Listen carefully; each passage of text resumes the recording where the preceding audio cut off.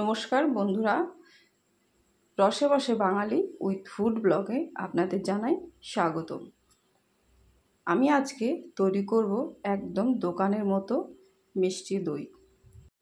দোকানের মিষ্টি দই যেরকম খেতে সুন্দর বা টেস্ট হয়, একদম সেরকমই কালার এবং টেস্টি মিষ্টি দই তৈরি করব। চলুন দেখে নিই। এখানে আমি 1 লিটার দুধ দিয়ে দিচ্ছি। দুধটাকে খুব সুন্দর করে এবং ভালো করে ফুটিয়ে 700 বা 750 মধ্যে আনতে হবে, তাহলে দইটা খুব সুন্দর ভালো পড়বে। তো জাল করে নিই ভালো করে।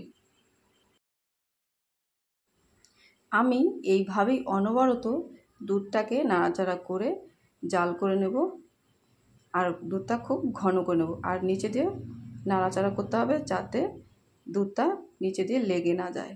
দেখুন দুধটা অনেকটাই শুকিয়ে গেছে। আর এর মধ্যে দিয়ে দেবো 1 বাটি চিনি। চিনিটা দিয়ে আবারও 2 মিনিট মতো ফুটিয়ে নেব।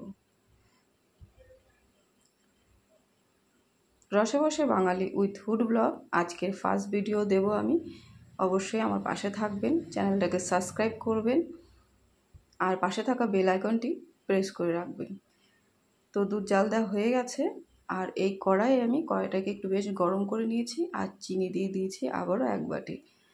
দেখুন কড়াইটা গরম হতে সঙ্গে সঙ্গে কিন্তু চিনির কালারটা শুরু হয়ে গেছে, ক্যারামেল তৈরি হতে শুরু হয়ে গেছে। আর আমি যতটা চিনি দিয়েছি ঠিক ততটাই জল দেব। দিয়ে আস্তে আস্তে নাড়াচাড়া করতে করতে ক্যারামেলটা তৈরি হতে শুরু হবে। আর ক্যারামেলটা আরও সুন্দর কালার করার জন্য আমি 7 থেকে 8টা বাতাসা দিয়ে দিলাম। এই গুড়ের বাতাসাটাই দিলে ক্যারামেলের কালারটা আরও খুব সুন্দর হবে।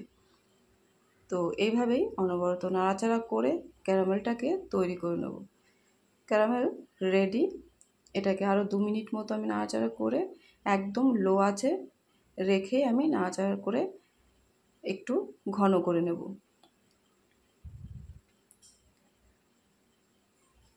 Caramel ready. আমি গ্যাসটাকে অফ করে দেব, দিয়ে একটু ঠান্ডা করে নেব। দেখুন কত সুন্দর ঘন এবং ক্যারামেলটা কালারটাও খুব সুন্দর এসছে। এবার এর মধ্যে আমি দুধটাকে ঢেলে দেব। একটু ঠান্ডা করে নিয়েছি। জাল করা দুধটা এবার ঢেলে দেব। আর দুধ ঢালার পরে দেখবেন ক্যারামেলটা দলা হয়ে যাচ্ছে, তাতে ভয় পাওয়ার কিছু নেই। ওটা আবার যখন ফুটিয়ে নেব দুধটা, তখন আস্তে আস্তে ক্যারামেলটা গলবে আর খুব সুন্দর দইয়ের বা দুধের কালারটা আসবে। তো আমি এইভাবেই আবারও গ্যাসটাকে লো আঁচে করে অনবরত নাড়াচাড়া করে যাব। দেখুন ক্যারামেলটা গলছে আর কালারটা খুব সুন্দর আসছে। কত সুন্দর কালার চলে এসছে। এইভাবে আমি আরও 3 থেকে 4 মিনিট দুধটাকে ফুটিয়ে নেব। তাতে দুধটা আরেকটু ঘন হবে এবং কালারটা দারুণ একটা কালার আসবে। দেখুন কত সুন্দর ঘন হয়ে এসছে। এবার গ্যাসটাকে অফ করে দেব। আর এই দিকে আমি এখানে 100 গ্রাম টক দই ছাঁকনিতে রেখে দিয়েছি যাতে জল ঝরে যায়। তো সবার শেষে আমি দিয়ে দিচ্ছি 1 চামচ বাটার। এখানে আপনারা চাইলে ঘিও দিতে পারেন।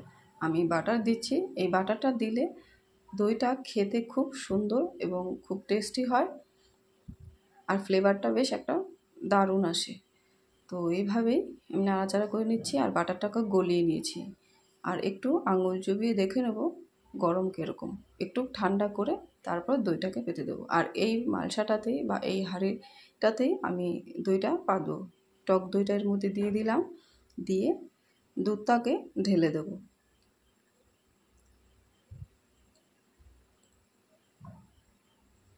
কিছুটা দুধ দিয়ে দেওয়ার পর আমি দুধ আর দইটাকে একটু মিশিয়ে নেব। ভালো করে মিশিয়ে নেওয়ার পর বাদবাকি দুধটা আবার ঢেলে দেব।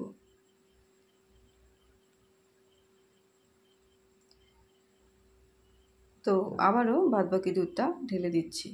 অবশ্যই এইভাবে একবার ট্রাই করে দেখবেন। আশা করছি ভালো হবে এবং দারুণ খেতে হবে।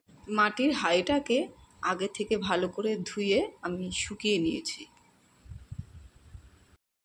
পুরো দুধটাই আমি ঢেলে দিয়েছি। আবারও মিশিয়ে নেব।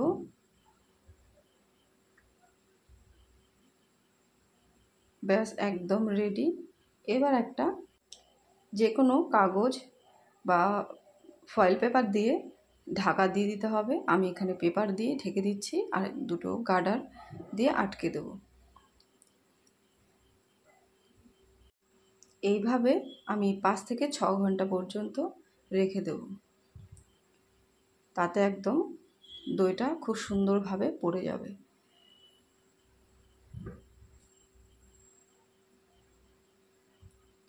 পাঁচ থেকে 6 ঘন্টা পর দেখুন আমি হাঁড়িটাকে খুলছি।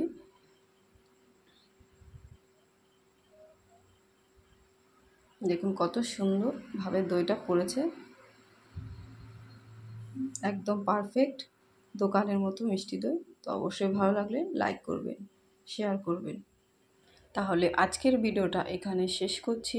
আবারও দেখা হবে নতুন রান্নার রেসিপি বা নতুন ভিডিওর সাথে। সবাই ভালো থাকবেন, সুস্থ থাকবেন।